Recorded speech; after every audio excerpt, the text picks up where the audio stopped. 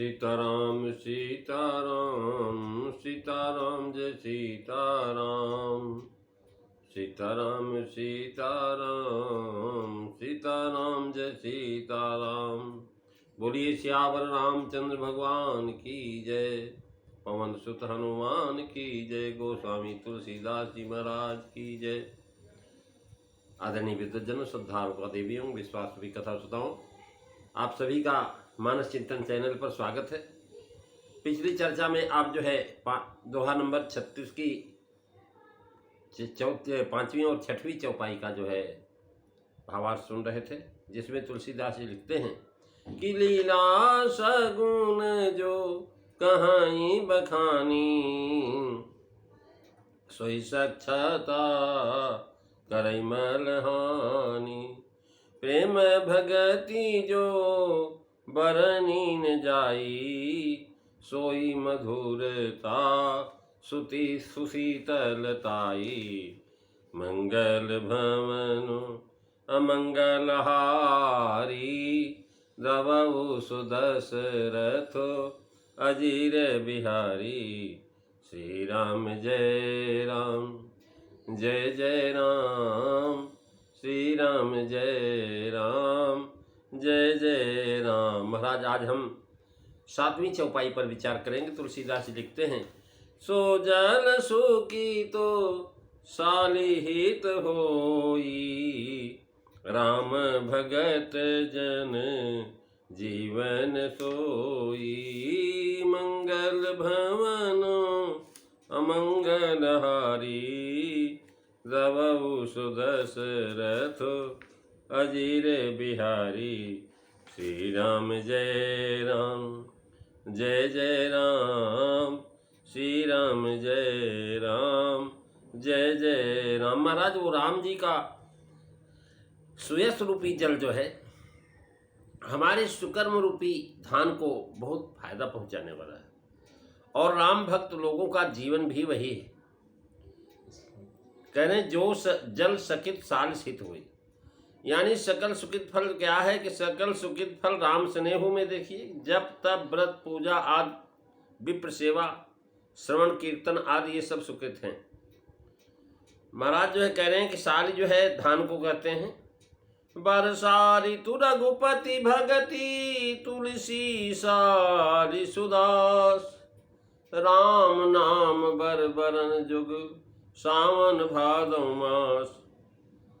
तो इस प्रकार से भाव है कि जैसे वर्षा जल से धान बढ़ता है और पुष्ट होता है, वैसे राम जी के गुणानुवाद गान से, सुयश गान से भक्तों के सुकृत बढ़ते हैं। वही राम जी का सुयश रूपी जल व सुकृत रूपी जो है विधि जो है भक्तों की जीवन है, क्योंकि जल न होने से धान नहीं हो सकता। महाराज, धान पान और केरा तीनों पानी के चेरा। धान को अगर जल न मिले तो महाराज सूख जाएगा। धान के बिना जीवन नहीं महाराज, धान जो है पानी के बिना जीवन नहीं।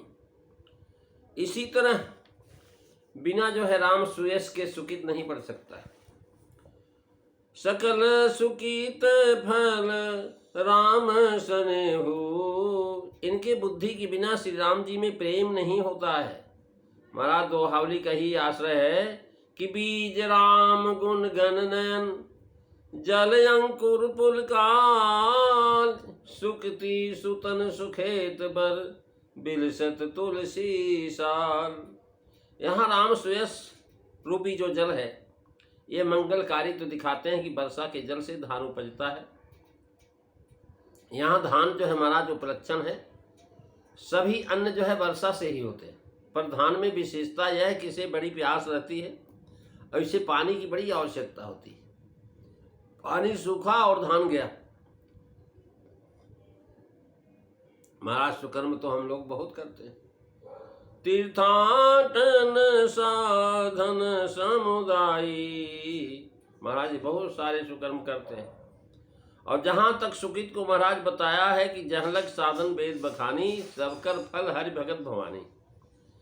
तब सुकृत के अंतर्गत है, सुकृत को साल से उपमा दिया, क्योंकि सुकृत को श्री राम यश रूपी जल की प्यास होती, जैसे महाराज धान को वर्षा जल की जो है होती है। दुष्कृत तो राम यश जल से विमुख हो जाता है महाराज। जो दुष्कर्मी हैं, जो पापी बुद्धि के लोग हैं, वो राम यश नहीं सुनना चाहते, वो तो अलग रहेंगे। और महाराज ईश्वर भगवान श्री राम स्वयं कहते हैं कि पापवंत कर सहज स्वभाव और भजन मोर ते ही भावन काऊ। जो पापी लोग हैं उनको भगवान का भजन अच्छा ही नहीं लगता। अब यहाँ खेत किसान आदि क्या है, तो तुलसी कह रहे हैं तुलसी यह तन खेत है। महाराज हमारा शरीर जो है खेत है। करें तुलसी यह तन खेत है, मन बच कर्म किसान। पाप पुण्य दुई बीज है, बवै सुलुदय निदान। कह रहे महाराज ये हमारा शरीर जो है, कह रहे हैं कि महाराज खेत है, इसमें मन वचन और कर्म यही खेती करते किसान। मन के द्वारा बहुत सारी खेती हम करते हैं, वचनों के द्वारा भी बहुत खेती करते हैं, यानी उसमें बहुत सारा सुकर्म भी करते हैं और दुष्कर्म भी बाहर से निकलती है। इस प्रकार बता रहे हैं कि महाराज तन खेत है और मन वचन और कर्म जो है किसान। अब इसके बीज कौन है, कहने लगे पाप पुण्य दो बीज है। दो बीज हैं, एक पाप है एक पुण्य है। अब किसान जो है महाराज मन के द्वारा, कर्म के द्वारा और जो है वचन के द्वारा हम पाप रूपी बीज बो रहे हैं कि पुण्य रूपी बीज बो रहे हैं।